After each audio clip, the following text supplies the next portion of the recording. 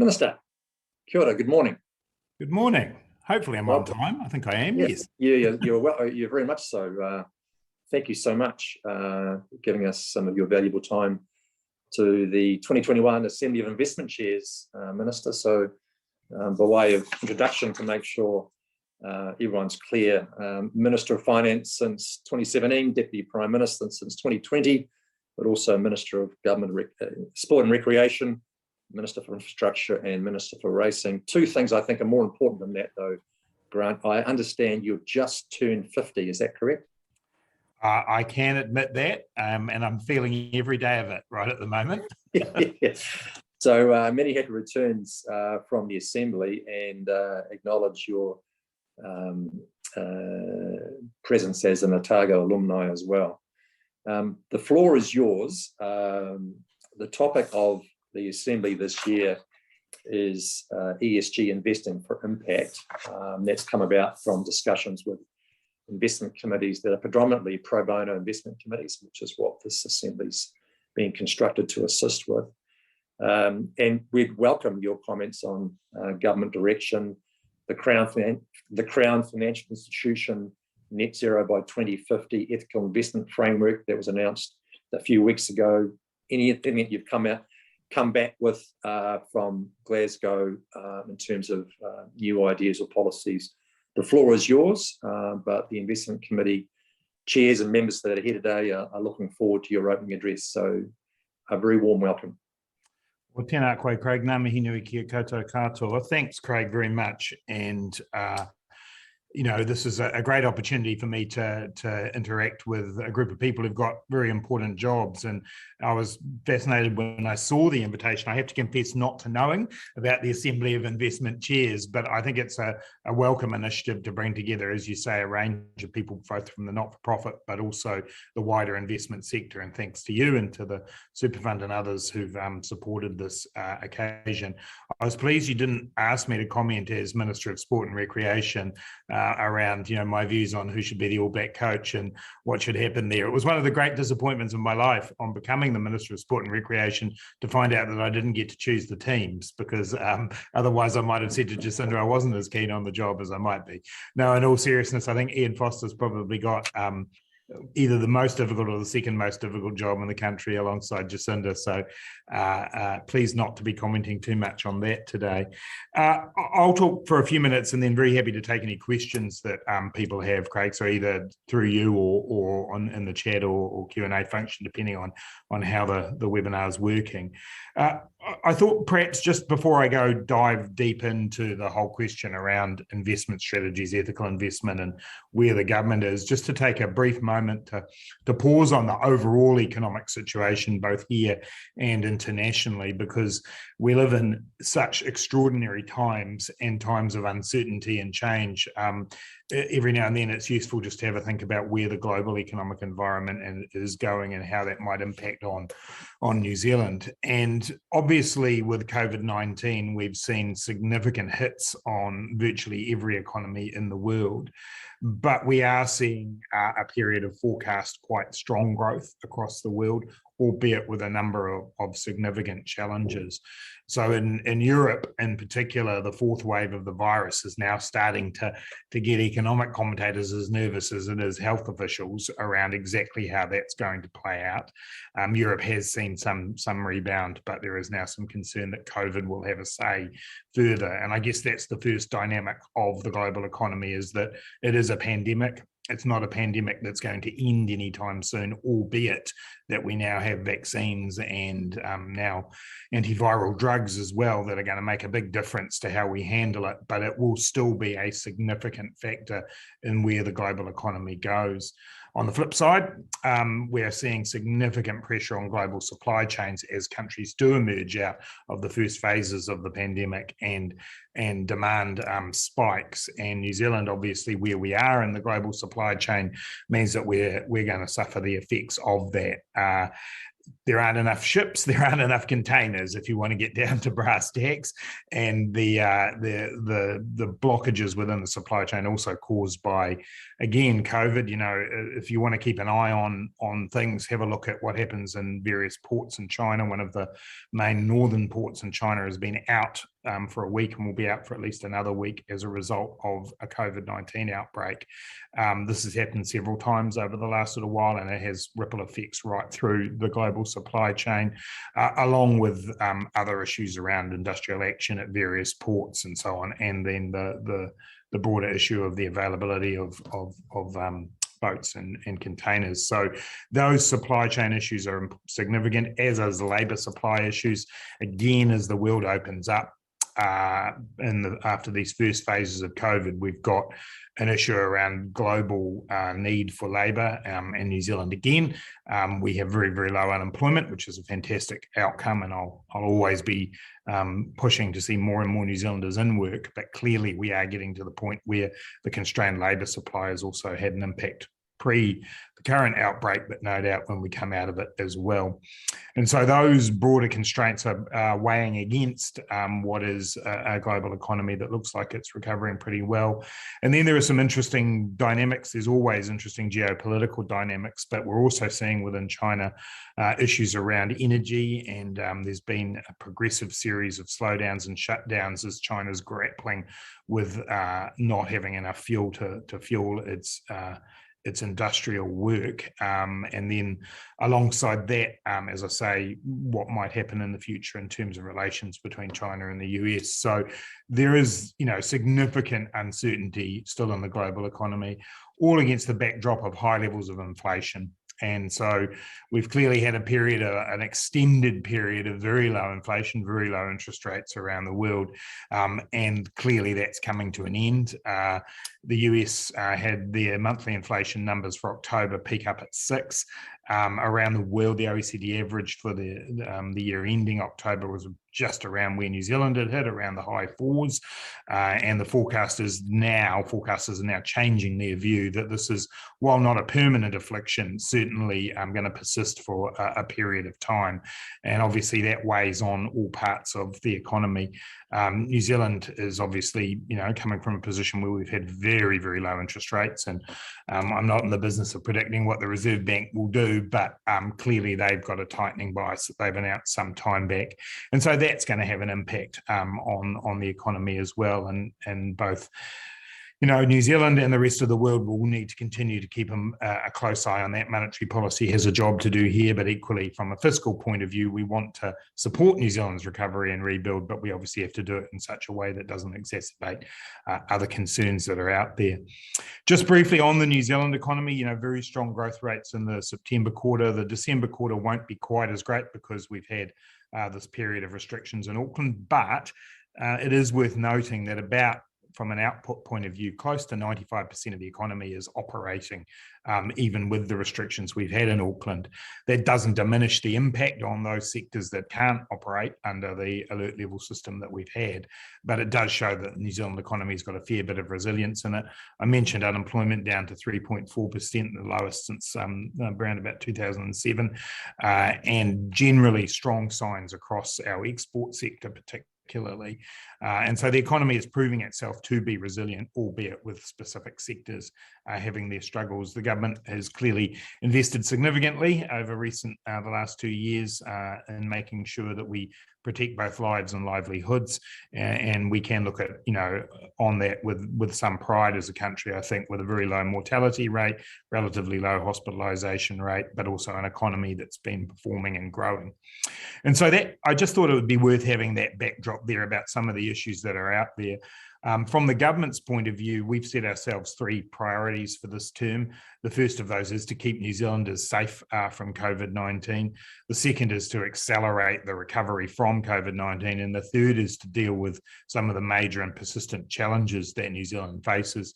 And in particular, those are in the area of climate change and the transition to a low emissions economy, but also our housing crisis, and also dealing with child wellbeing and improving child wellbeing. And so the intersection intersection between the second and the third of those priorities is, I guess, where this a lot of the interest for this conference comes from. As Craig noted at the start, we've been making a number of significant moves in this area, particularly in light of what's happened in Glasgow. New Zealand went to Glasgow with a more ambitious, nationally determined contribution than we've had in the past. We know that we need to step up if we're not only to meet our international commitments that we made at Paris, but also to make sure that New Zealand's in a strong position to take the opportunities that exist here. And for me, that is one of the big shifts for us. This is our generation's greatest challenge. If we are to leave a planet to future generations that is sustainable and that they can live well on, we've got to do better. But equally, we've also got a challenge in front of us to make sure that we grasp the opportunities that sit here for New Zealand. And that's when we move to the emissions reductions plans. And I think the submissions on those close tomorrow. So if you haven't put one in and you're interested, you haven't got long. But those emissions reductions plans are our roadmap to achieving our net zero carbon goals as laid out in the Zero Carbon Act. And that obviously is a split goal there for methane and for carbon. That roadmap, those emissions reductions plans are, in my view, some of the most significant things that this government will do, because we have very clear 5-yearly targets that we need to meet in order to reach those goals by 2050, and we have to be getting on with the job. And so government agencies have been working closely with the private sector and with local government and others to make sure that we get runs on the board early within those emissions reductions plans, and they will figure significantly in my thinking as we're putting budget 2022 together. In particular, I made the announcement at budget 2021 that all of the money that we get through the emissions trading scheme will now be what we call in the trade hypothecated towards emissions reductions initiatives, and that's to give some certainty about the investment there, but that also won't be the end of the investment. The second point I would make about what we're doing there is that we cannot possibly meet the goals that we have set ourselves by government action alone. We have to be doing this in partnership with all in the community, in particular the private sector, but also iwi, also local government, and right down to an NGO level. And that's where I'm excited by the possibilities of the partnerships with investment vehicles that represent all of those entities, because there is great opportunity for investment in clean technology, in the transitional work that we need to do. But government alone has no hope of meeting our goals. And so the opportunities exist for that partnership. We've created a number of funds and vehicles for that, including New Zealand Green Investment Finance Limited, that we've put an extra $300 million into on top of the initial $100 million that we put in there. And we announced recently the first New Zealand green bonds that will be issued next year. It fascinated me during our time as the chair of APEC, as I did mostly virtual interactions with my colleagues around the world, to see just how much work is going into green bonds and just how much enthusiasm in the market there is for them. The so-called greenium that goes with these bonds, I think, is a real thing, and a real thing for New Zealand, but also the fact that we can now attach this to actual projects, largely those, I think, that we'll identify through the emissions reductions program. And we're determined that this won't be seen as greenwashing. So we're going to have a very thorough process to assess projects that are funded via the green bond program that we'll be launching into next year. One of my ministerial colleagues in overseas, who had only just recently launched into green bonds, has now made a commitment that they're looking to get a quarter of their bond program into this over the next few years. So shows you that this is an area of significant interest, and I think another way of crowding in the kind of finance that we need to make sure that we meet our obligations. Alongside that, you'll be well aware that we've passed legislation around disclosures. I think this is a really important thing for the government to do. I know the Super Fund and others have been well and truly involved in this, and we now will be in a position, perhaps unique in the world, to be able to show what companies and governments entities are doing to make sure that we are meeting our obligations around climate-related work. And following on from all of this, we'll have the National Adaptation Plan, which also provides another opportunity for us to look at co-investment. Most recently too, we announced the responsible investment framework with our Crown financial institutions. I want to thank those who are on the call who represent those financial institutions for the good work that we've done together to develop this framework. It is a clear signal from the government that we expect CFIs to be part of the journey to carbon neutrality by 2050, and that they have a role both as an influencer here, but also as a funder. And so there's a clear pathway. We have to agree those in 5-year chunks, and we will review it in 2025 to see what progress that we've made.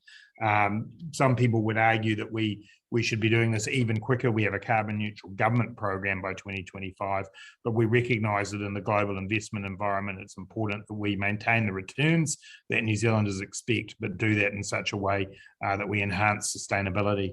We think this responsible investment framework can grow, and we can move into other aspects beyond climate to more areas of sustainable investment from both a social and environmental point of view, but we're going to start with the journey to carbon neutrality. So that's another exciting opportunity for partnership with those who are interested in this area. So overall, it's an exciting space to be working in. The investment opportunities are enormous, be it in the hydrogen economy, be it in the transition for our agricultural sector, be it in the way that we heat our industries. We know that there is opportunity there for new technology, for investable opportunities, and I look forward to doing that in partnership with as many of you who are as interested and willing as I know that you are. So, Craig, I'll leave it there, and very happy to take any questions that have come in, which I see there are a couple. Yeah, thank you. I'll take the MC prerogative and ask you a few questions first before opening up to the Q&A.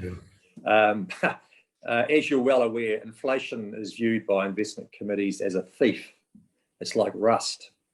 So why, given your concerns about inflation, New Zealand over 5, US 6, German producer price numbers are through the roof in terms of inflation, why should we buy New Zealand government bonds at 2.6% when inflation's at 5%? We're going backwards.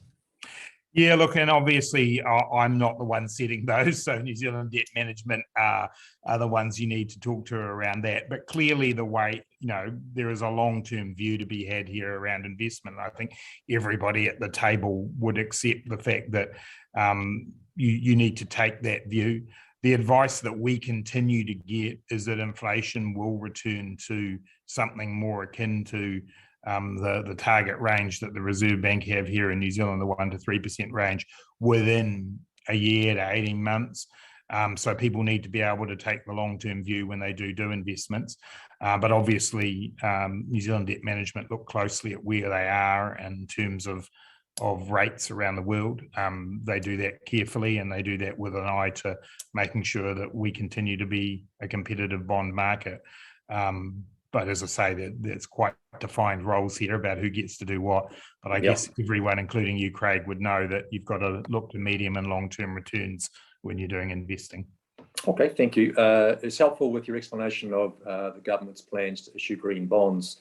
Just to clarify, it is your understanding that they'll be tied to specific projects so that investors can look through those green bonds to those projects. So it's not a case of switching from current nominal bond strategies to a green bond. It'll be backed by new projects. Is that correct? 100% correct, Craig. And I think that's absolutely essential for the credibility of the program.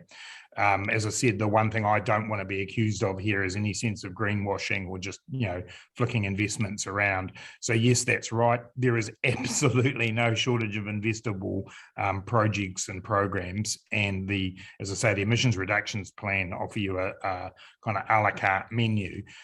What we've got to do here is link together the work that I do through the budget process in terms of identifying the things that the government wants to go into, but there will actually be a specific committee set up to go through, assess the projects and the programs, and allow fund managers to be able to see them precisely and then be able to look into them as well and be confident about what it is they're investing in. So no, you're 100% right. It is new projects, new programs. Thank you. COP26 Glasgow. We're going back for another bite of the cherry next year. So in some senses, the output's pretty disappointing. Can you clarify the government's position on the decision to try and reduce net emissions by 2030, funded effectively by the opportunity to buy offsets offshore? And so the scenario could well be that gross emissions rise in New Zealand, but it's offset by credits. Is that a fair cop, quote unquote? Tremendous pun there, Craig. I don't want it to be. And so the first thing to say is we want to drive emissions down in New Zealand. And while I know it's true to say over recent years we have seen gross emissions rise, we think that the work that we're going to be doing through the emissions reductions plans will at least put us on a decent path to reducing them. But for those who want to do the maths on exactly where we are now, then yes, there is going to have to be the purchase of some offshore credits in order to make this work. We're now working our way through what the balance of that is and how that would work. So our fundamental driver is to move towards reducing our own emissions and is to the greatest extent possible meet those nationally determined contributions here domestically.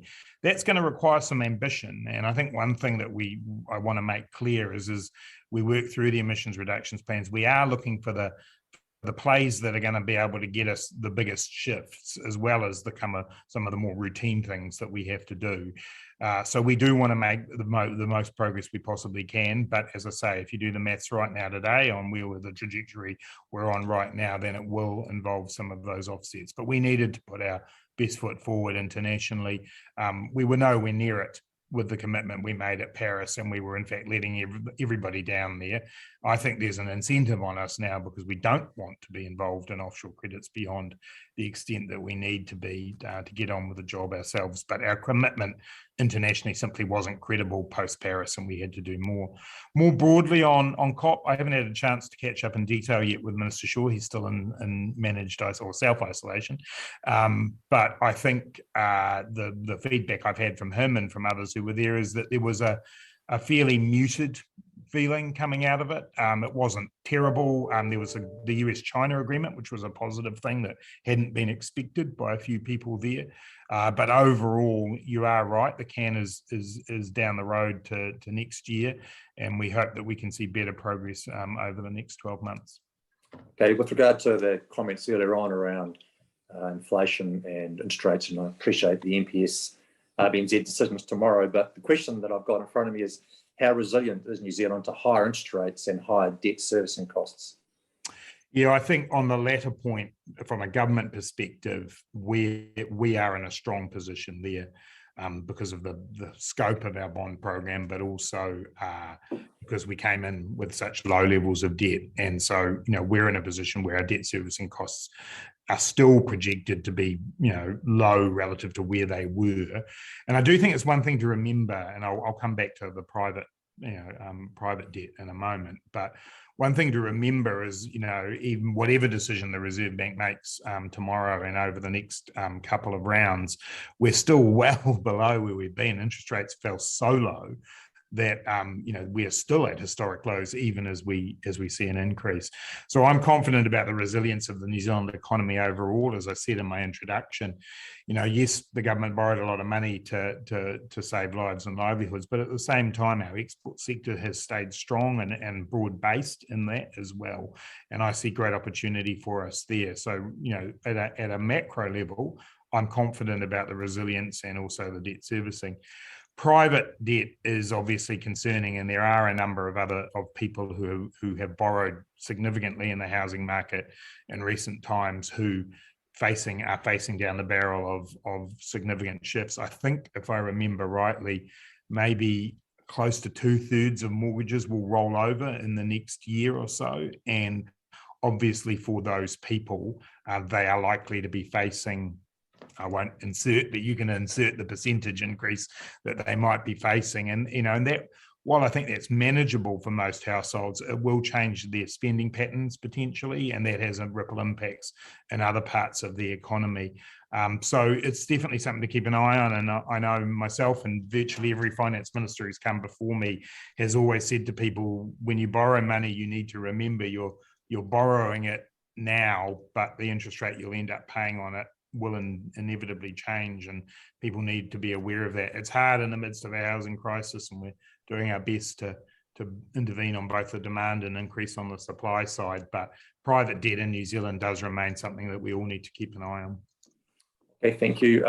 Question from anonymous source around the government's relationship with the agricultural sector, given the recent groundswell of concerns. Do you think that the relationship with the agriculture sector is good with the government, and do you believe climate change progress has been made by that sector? Yeah, it's a really good question, actually, and I think it is easy to see those protests and believe that there isn't a relationship. It's far from it. Two processes that I'm involved in are He Waka Eke Noa, which is the primary sector's strategy to try and draw together what we do and increase the value of what we sell into the world, and then the Fit for a Better World program, which is essentially the program around adaptation and shifting and transitioning to lower impact on the environment. Both of those programs I see as rolling out well. Alongside that, we've got an industry transformation plan in the agri-tech sector, where again there's opportunities abounding both in the climate space and in other technology like sensory technology and so on farms. So, I feel we're making good progress. We've got a large number of farms who've come in on the farm environment plans. And so there is good work being done, and climate is at the core of it. And, this is the other thing, it kind of cuts both ways. I think the farming sector probably hasn't been given the credit for the work it's done in terms of shifting its environmental impact. There is the odd farm and the odd part of sectors which are slower, but overall there has been good movement there. The other side of the coin is there's a lot of change, and that's what you're seeing in the groundswell protests, is people struggling with that change. But I think a reasonable conversation, everyone agrees it has to happen. New Zealand relies on our position in the world as a seller of products that are produced sustainably and effectively and efficiently. And in the climate change space, we need to be showing that. And most of the conversations I have with the people in the rural sector, they accept that. The pace of change sometimes gets to people, and then obviously you chuck in reforms like the Three Waters reforms, and it starts to gather a momentum. But we're never going to agree on everything, but I feel like there is good processes in place for us to work together to address the climate issues particularly. Okay, just sort of sticking to the climate change theme, the question comes from Connor Roberts around, are you including climate change thinking into the spend the government makes in the infrastructure sector, given that you're Minister of Infrastructure? Yep, thank you to Connor for that question too. And yes, we are. And now essentially every project that we do has to be looked at through a climate lens, as well as the other impacts and benefits that it can have. We've got about $50 billion worth of infrastructure spending coming down the pipe over the next 4 or 5 years from central government. And so we want to make sure that all of that has been done in a sustainable way. It gives me an opportunity too to mention that we continue to look for opportunities to partner through the Infrastructure Funding and Financing Act. I know that that's had some of its challenges in being rolled out, but we've got 3 projects that are close to fruition there. And so there's further opportunity for us to develop that, but all of that needs to be done in a sustainable way. So whenever we're looking at urban development projects, we're asking ourselves, how do we make sure that there's good quality public transport links, that we're not just putting more people into cars. When we take a look at the kind of buildings we build, for example, in the health and education sector, we're moving now to those having to be at least five on the Green Star rating. So we're very, very conscious of this, and we've shifted the balance within that transport spend to reflect where we're heading with infrastructure. So that climate lens is now being applied to everything we do, and I'd expect the same of everyone on the call, that's exactly what you'll be doing as well. Okay, it's the last question for you. I know you've got to finish up at 9:30. Ken Allen, Community Trust Wellington, is moving towards incorporating carbon neutrality and thinking into the investment committee deliberations, and a lot of community trusts on the call today. We've got over 200 people registered, Minister. Do you envisage that community trusts are covered within the CFI framework? How do you see them? It's actually not something that we've considered. We were very much focused on those vehicles or those institutions because they're the largest ones that we do, and they are directly Crown ones. We've always been a little careful. We appoint trustees such as Ken, but we've always been a little careful about the influence we have more directly than that, because it is the community's money as it is, or as it was created. But certainly my expectation would be that community trusts would be looking to do that. We could potentially enter into some discussions about whether there's some scope for the trust to be joined in or alongside that framework, because I think it's a good framework.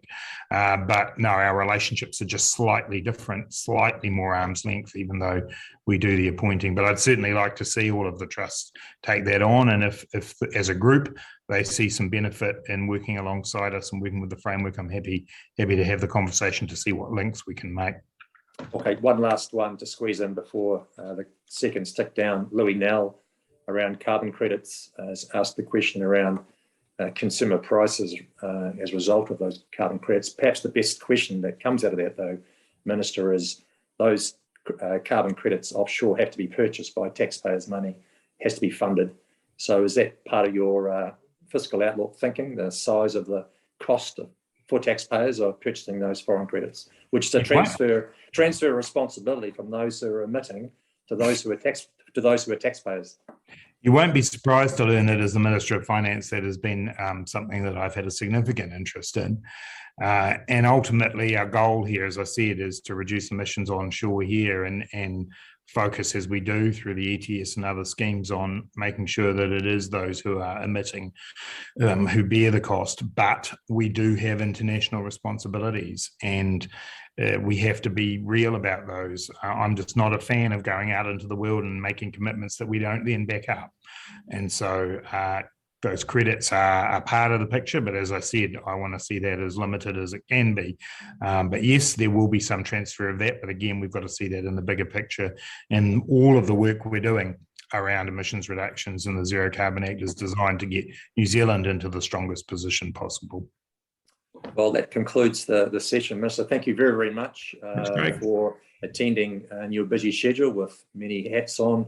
We really appreciate it. It's a great opening start to the Assembly's day today. So on behalf of all of us, thank you very, very much. Cheers, Craig. Enjoy the day. Thank you.